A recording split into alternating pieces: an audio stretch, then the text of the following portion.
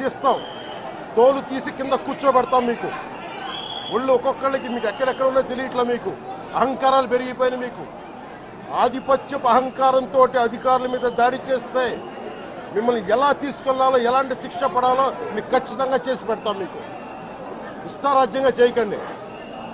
అహంకారంతో నడినెత్తి మీద కళ్ళు నెత్తికెక్కాయి. మీకు ఈ ప్రభుత్వం చాలా త్రికరణ శుద్ధిగా అందరం కూర్చొని మేము కలిసికట్టుగా ఉన్నాం. ఇక్కడ ఇది కూటమి ప్రభుత్వం, ఇది వైసీపీ ప్రభుత్వం కాదు. ఇది ఇష్టారాజ్యంగా మీరు చేస్తారంటే కామ్గా కూర్చునే ప్రభుత్వం కాదు. మీకు ఎలా చేస్తే, ఎలా నియంత్రిస్తే మీకు కిందకు వస్తారో మేము చేస్తాం. మీరు గాల్లో విహరిస్తూ ఉన్నారు. 11 సీట్లు వచ్చిన ఇంకా గాల్లో విహరిస్తున్నారు. మొత్తం మీకు ఎలా కిందకి దించాలో మాకు బాగా తెలుసు, చేసి చూపిస్తాం. ఇదే కాదు, ఈ సందర్భంగా ఏ నాయకులకైనా సరే అధికారుల మీద దాడి చేసినా, అధికారులు విధులు నిర్వహిస్తుంటే అడ్డుకున్నా చాలా కఠినమైన చర్యలు ఉంటాయి. ఈరోజు నేను వచ్చి ఇక్కడ ఎందుకు వచ్చాను జవహర్ బాబు గారి దగ్గరికి అంటే, ఆయన ఒక ఎస్సీ ఎస్టీ కులానికి సంబంధించిన వ్యక్తినో వీటి గురించి అని కాదు. ఎవరైనా సరే ఇర్రెస్పెక్ట్ ఆఫ్ కాస్ట్ ఆధిపత్య ధోరణితోటి కనుక దాడి చేసి విధుల నిర్వహణకు అడ్డం వస్తే ఇది ఉపేక్షించే ప్రభుత్వం కాదు. ఎస్పీ గారికి కూడా చాలా స్పష్టంగా చెప్పాం. వారికి ఎవరైతే తప్పించుకొని తిరిగారు ఇంకో 9 మంది, వారిని కూడా పట్టుకోమని చెప్పాం. వారికి తగిన విధంగా కౌన్సిలింగ్ చేయాలి, అలాగే కఠినమైన శిక్షలు పడాలి. మీరు లాయర్లు అయి ఉండొచ్చు గతంలో, మీ చట్టాలు కానీ, మీ గతంలో మీ అధికారాలు కానీ ఏవి మిమ్మల్ని రక్షించలేవు, మీరు గుర్తుపెట్టుకోండి. అలాగే ఈ విషయంలో ప్రజలకు కూడా చెప్తా ఉన్నాను, యువతకు కూడా చెప్తున్నాను, ప్రత్యేకించి రాయలసీమ యువతకు కూడా చెప్తున్నాను, మహిళలకు కూడా చెప్తున్నాను, మీరు దయచేసి భయపడకండి. ఈరోజు జవహర్ బాబు గారి భార్య భయపడతా ఉన్నారు. మీరు మాట్లాడితే కూర్చొని వాళ్ళ నాయకుడు కూడా మీరు కూర్చొని ముందు ఇవి కరెక్ట్ చేయండి, ఇలాంటివి కరెక్ట్ చేయండి, మీ పార్టీ వర్గాలను మీరు నియంత్రించుకోండి.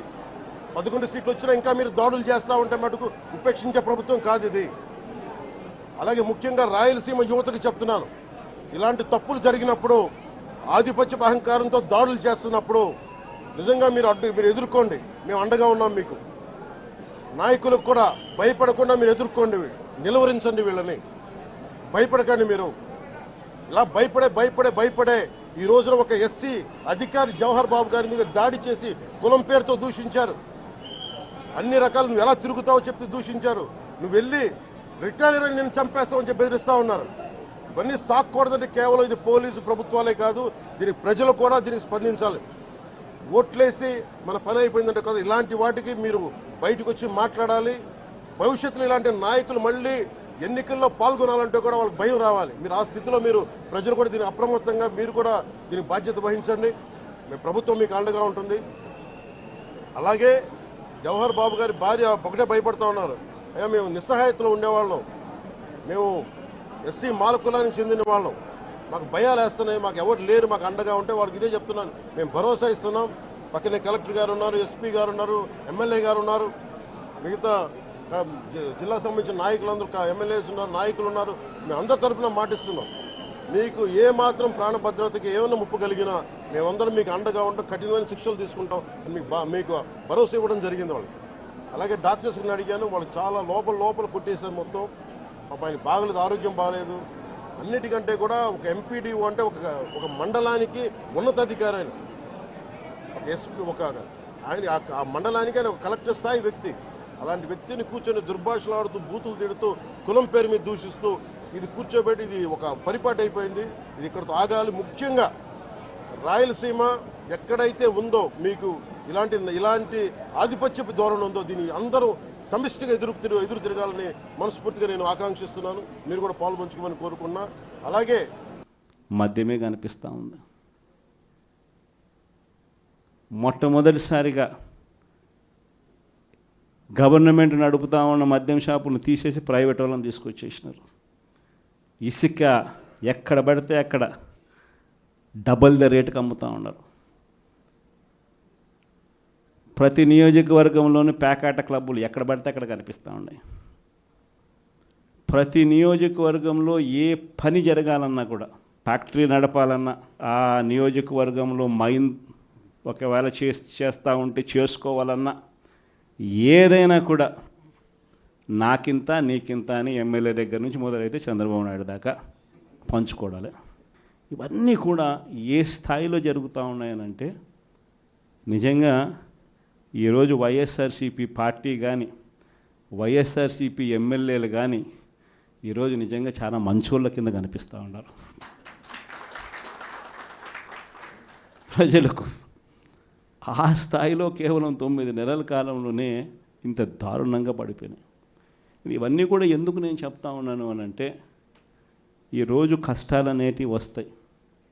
ప్రతిపక్షంలో ఉన్నప్పుడు, రాజకీయాలలో మరీ ముఖ్యంగా ఉన్నప్పుడు ప్రతి ఒక్కరూ కూడా ఒక్కటే గుర్తుపెట్టుకోవాలి, కష్టం రానిదే సుఖం రాదు. ప్రతి మనిషి జీవితంలో కూడా కష్టాలు సుఖాలు అనేది పార్ట్ అండ్ పార్సల్. ప్రతిపక్షంలో ఉన్నప్పుడు మన కష్టాలు కనిపిస్తాయి, కానీ ఆ ప్రతిపక్షంలో ఉన్నప్పుడు ఆ కష్టాలలో వచ్చినప్పుడు మనం ఆ కష్టాలను ఎలా ఎదుర్కొంటాం అన్నది మనల్ని లీడర్లు చేస్తాయి.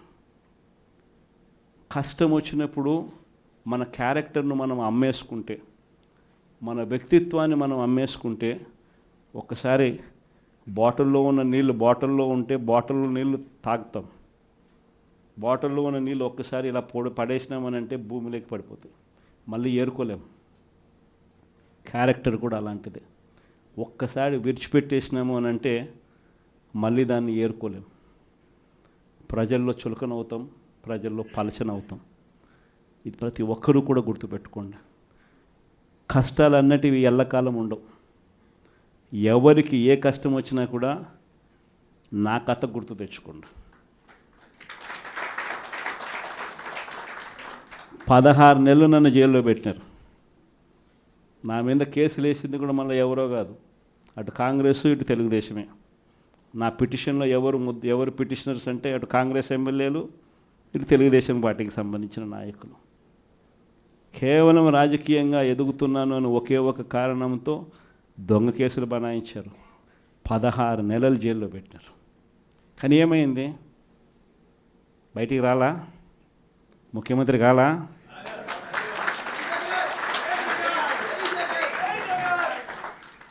ప్రతి ఒక్కరు ఇది గుర్తుపెట్టుకోండి. ఎవరికైనా ఇంతే. మహా చేస్తే వీళ్ళు ఏం చేయగలుగుతారు? దొంగ కేసులు పెడతారు, కాదండంలా బెదిరిస్తారు, కాదండంలా మహా అయితే 3 నెలలు లోపల వేస్తారు, అది కాదండంలా. కానీ ఏం చేస్తారు? 3 నెలల తర్వాత మళ్ళా వస్తాం, రెట్టించిన ఉత్సాహంతో మళ్ళా పనిచేస్తాం. ఎవరెవరైతే మిమ్మల్ని జైల్లో పెట్టే కార్యక్రమం ఎవరెవరైతే చేస్తారో, మంచి చేసిన వాళ్ళని గుర్తుపెట్టుకోండి, చెడు చేసిన వాడిని గుర్తుపెట్టుకోండి. ఇద్దరిని గుర్తుపెట్టుకోమని చెప్తాను. ఊరికే చూస్తూ ఊరుకోం. వైఎస్ఆర్ కాంగ్రెస్ పార్టీ బ్రతుకుతుంది. వైఎస్ఆర్ కాంగ్రెస్ పార్టీ ఈ రాష్ట్రాన్ని ఏలుతుంది అని కూడా ఈ సందర్భంగా చెప్తాను. మరో 30 సంవత్సరాలు ఏళ్తామని కూడా ఈ సందర్భంగా కూడా మరి గట్టిగా కూడా చెప్తాను. కాబట్టి ఎవ్వరూ కూడా వైఎస్ఆర్ కాంగ్రెస్ పార్టీకి సంబంధించిన ఏ కార్యకర్త వెంటికి కూడా పీకలేడు అని చెప్పి కూడా ఈ సందర్భంగా చెప్తాను. ఇది ప్రతి ఒక్కరూ గుర్తుపెట్టుకోండి. ఒక్కటే గుర్తుపెట్టుకోండి, ఈసారి జగనన్న 2.0 కొంచెం వేరుగా కూడా ఉంటుంది. ఈసారి జగనన్న 2.0 కార్యకర్త కోసం ఎలా పనిచేస్తుందో కూడా చూపిస్తుంది. ఇది మాత్రం నేను ఖచ్చితంగా చెప్తా ఉన్నా. ఎందుకనంటే జగనన్న 1.0లో బహుశా కార్యకర్తలకు నేను అంత గొప్పగా బహుశా చేయలేకపోయి ఉండొచ్చేమో. ప్రతి పథకము ప్రతి విషయంలోనూ కూడా మొట్టమొదటిగా ప్రజలే గుర్తుకొచ్చారు. ప్రజలకు మంచి చేయడం కోసమే నా టైం కేటాయించా, నా తాపత్రయపడ్డా, ప్రతి విషయంలోనూ దానికోసమే అడుగులు వేశా. కానీ జగనన్న 2.0కి వచ్చేసరికి మాత్రం చంద్రబాబు నాయుడు కార్యకర్తలకు పెడతా ఉన్న ఇబ్బందులు చూసా, కార్యకర్తలు పడతా ఉన్న అవస్థలు చూసా, కార్యకర్త